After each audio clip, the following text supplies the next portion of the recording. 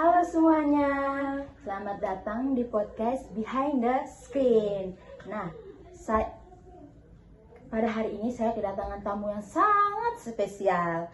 Kalian penasaran nggak namanya siapa? Sebetul, ayo. Siapa kak? Halo semuanya, nama saya Riyandi.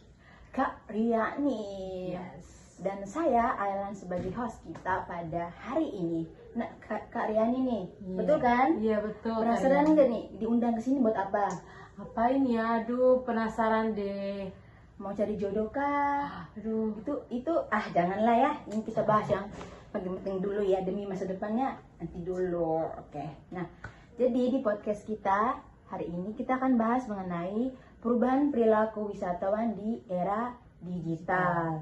Nah, perubahan perilaku wisatawan di era digital ini kan sangat relevan ya dengan di zaman kita yang sekarang yang sudah berkembang teknologinya nih. Hampir semua aktivitas wisata sudah dipengaruhi oleh teknologi dan internet. Kalau kita bandingkan, menurut Kak Riani nih, apa sih perbedaan perilaku wisatawan dulu dengan yang sekarang? perbedaan perilaku wisatawan dulu dan sekarang ya. Kalau wisatawan sekarang nih, dia tuh lebih pada apa ya? Ngikut-ngikut, kayak FOMO gitu. Ya. Terus lebih mengutamakan gambar, misalnya foto dan lain sebagainya. Sedangkan kalau misalnya kita balik pada wisatawan yang dulu, nah mereka memprioritaskan misalnya pemandangan, mereka menikmati guys. Tetapi kalau kembali lagi pada sekarang, yang menikmati itu adalah kedua sebelumnya, Right. ke belakangnya. Yang pertama adalah apa? Dokumentasi. Iya. Kita karena kalau misalnya lihat tempat-tempat yang Instagramable, apa? Dilakukan yang pertama itu adalah foto-foto, video-video, bikin konten, bikin vlog. Nah, jadi misalnya perilaku wisatawan itu lebih berbeda pada cara mereka yang sekarang ya. Mereka melihat wisata itu sekarang sudah berbeda. Kalau mereka melihat wisata dulu, mereka merasa kayak wow, amazed soal keindahan yang dimiliki atau budaya yang ada. Tapi kalau sekarang itu tuh menjadi hal belakangan. Yang penting adalah dokumentasi, Instagram, konten dan lain sebagainya. Itu aja sih. Betul ya, betul sekali, saya setuju. Karena sekarang kan lebih diutamakan, mereka di situ tuh saya juga ikut, takutnya Iya, nanti betul. kurang dibilangnya nggak gaul atau kudet lagi tuh. Kurang Jadi update. ya kurang update. Jadi kalau apapun itu yang lagi viral, pasti yang nggak mau kalah nih pasti mau juga ke situ, betul kan? Betul. Karena Ya. kayaknya saya juga sejenis orang itu. Ya kita kan Gen Z kan, jadi lebih memikirkan Gengsi. iya dibandingkan. Yang pentingnya itu apa di sana kita nggak tahu. Yang penting gengsi guys. Betul sekali. Nah, nih pertanyaan yang kedua. Menurut Kak Riani nih, seberapa besar pengaruh media sosial terhadap keputusan wisatawan? Kalau saya pribadi ya, menurut saya dia sangat berpengaruh ya teman-teman. Karena misalnya kita mau ke satu destinasi nih, karena kita belum pernah ke sana, kita belum tahu apa yang ada di sana. Pasti yang kita lihat pertama adalah media sosialnya, Instagramnya, TikToknya maupun YouTube-nya. Nah, saya terbiasa melihatnya di TikTok nih. Jadi kalau saya lihat reviewnya bagus nih dari sana, misalnya di sana pemandangannya bagus, di sini orangnya ramah, ada makanan indah itu dan lain sebagainya. Nah, itu membuat saya minat untuk berkunjung.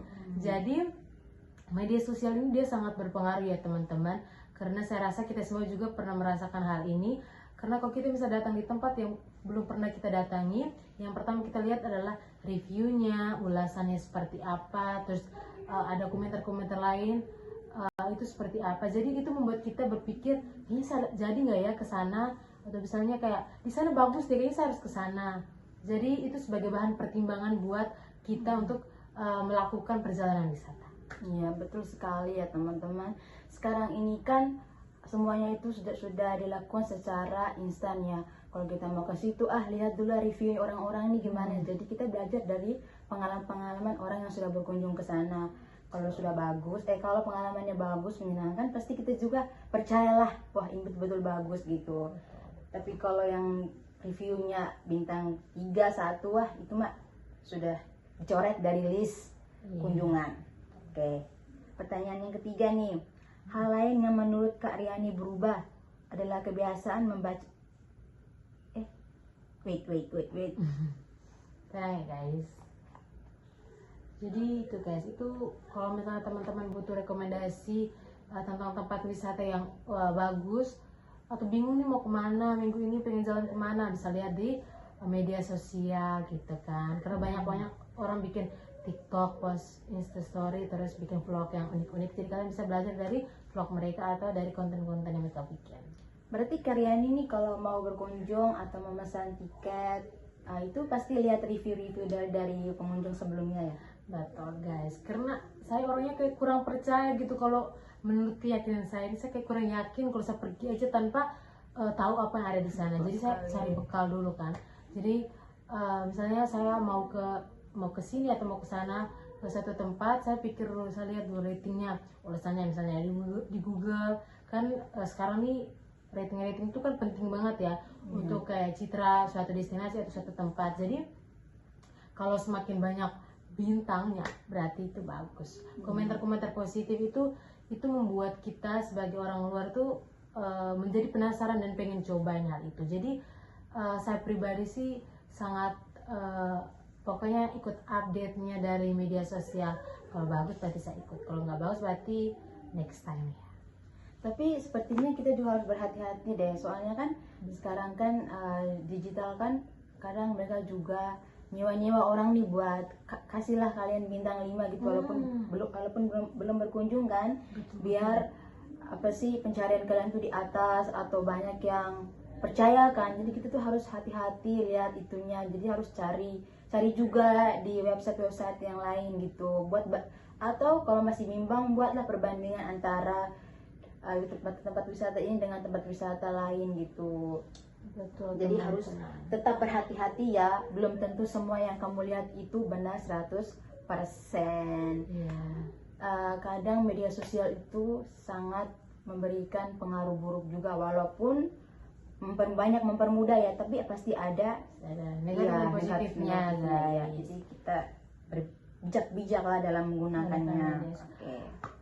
Apalagi nih takutnya tuh kalau kita misalnya benar yang dikatakan host kita, kalau kadang ada yang disuruh bayar nih, misalnya kamu nanti saya kasih ini, kamu rating ini ya, kamu komen bagus-bagus ya.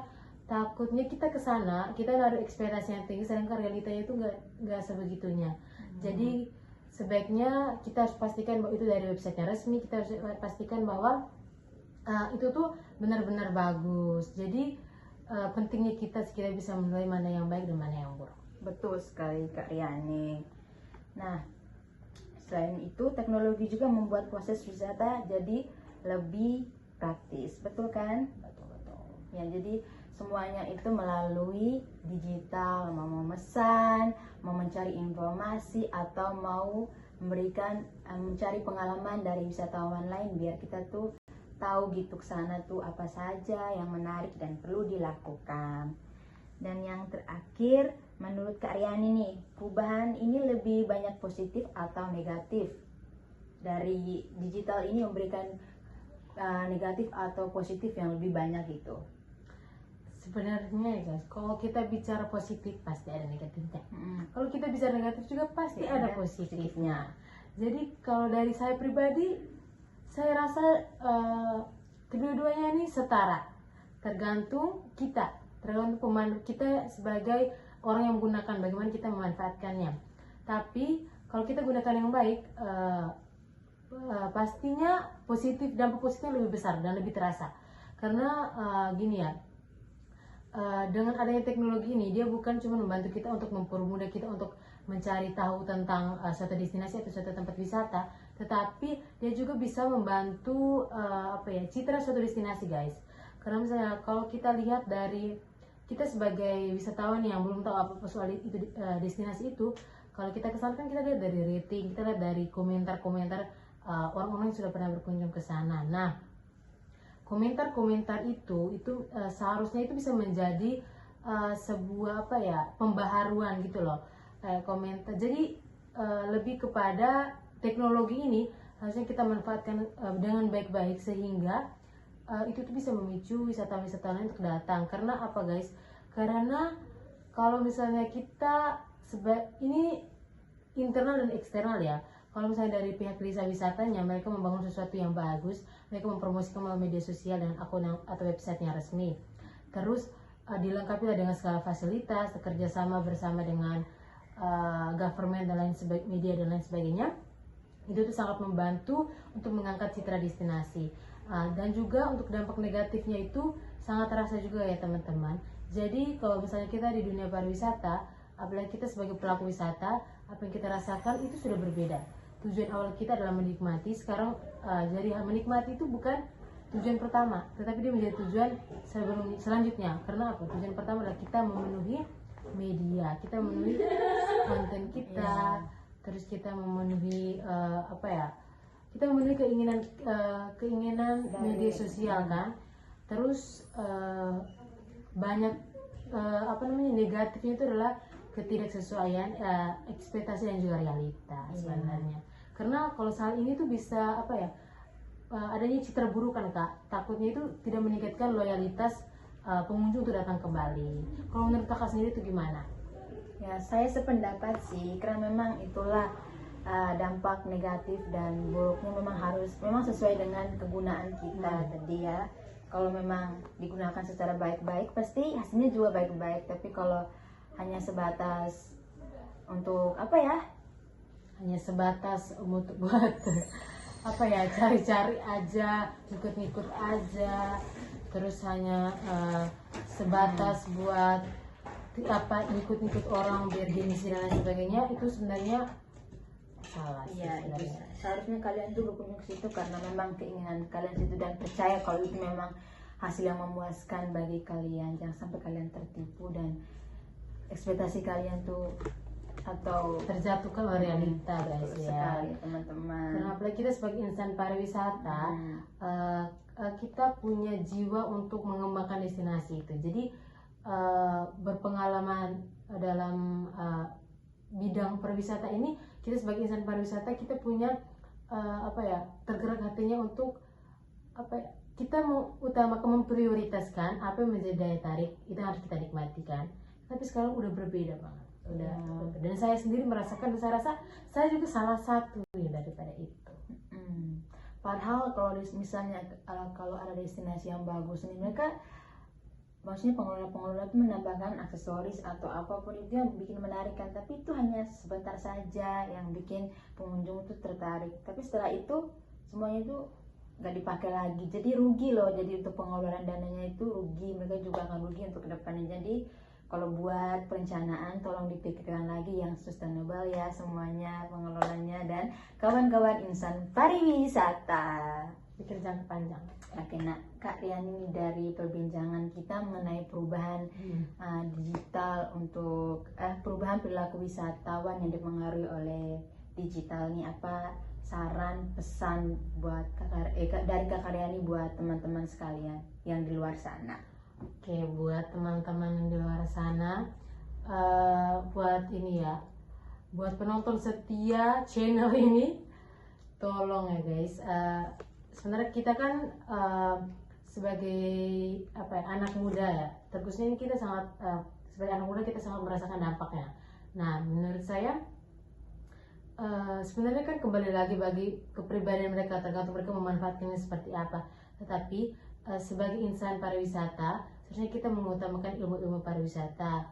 Kita kita ke sana, kita ke suatu destinasi, yang kita butuhkan adalah suasana. Yang seharusnya kita bisa membantu untuk meningkatkan citra destinasi itu. Jadi misalnya kalau kita ke suatu destinasi, kalau misalnya ada sesuatu yang kurang daripada destinasi itu, sebaiknya kita tuh menyarankan yang baik-baik. Jangan sampai ada konten-konten atau review-review yang buruk yang menjadi awal hancurnya suatu destinasi. Kayaknya jadi penting-penting pintar-pintar kita sebagai manusia yang punya akal dan budi untuk bisa memanfaatkan yang baik. Itu aja sih. Betul sekali. Jadi kesimpulan kita mengenai pembahasan hari ini bahwa pengaruh dari digital itu memberikan dampak besar bagi perilaku wisatawan. Dari awal mula mencari informasi, memesan apapun, entah itu tiket atau makanan segala macam, serta mencari pengalaman orang lain setelah berkunjung ke wisatawan sebagai bahan kita untuk keputusan berkunjung ke tempat wisata yang ingin kita kunjungi. Jadi teman-teman tolong bijak dalam menggunakan digital. Oke, semakin baik kamu menggunakannya, maka kamu akan semakin berkembang dan menguntungkan bagi teman-teman sedekatmu. Terima kasih ya Kak Riani sudah datang di podcast saya di Behind the Screen. Semoga kita menjadi partner kedepannya. Jangan bosan ya bersama saya lagi, ketemu saya lagi. Oke. Nggak bosan, asalkan gajinya besar ya guys. Janganlah, kita juga masih pengangguran ya, belum dapat toga ini, belum geser toga. Oke. Jadi thank you so much. Apa lagi ya? Oke lah, Itu aja ya. Oke, terima kasih semuanya. Selamat apa nih? Selamat malam, jangan lupa like, Comment and subscribe. subscribe. Bye. Komennya seadanya saja ya teman-teman, memberikan masukan di konten saya episode 2 ya. Komen menurut kalian itu gimana Iya. tentang ICT ini kan, tentang digital ini, baik perubahannya terhadap tren wisata. Oke. Komen. Kalau ada penyampaian kita yang menurut kalian itu harus diterapkan ya, silakan gunakan. Oke, dan ada yang saran kita yang tidak boleh kalian gunakan, maka harus di cut off dari kalian. Oke? Bye bye. Kita goyang dulu. Go.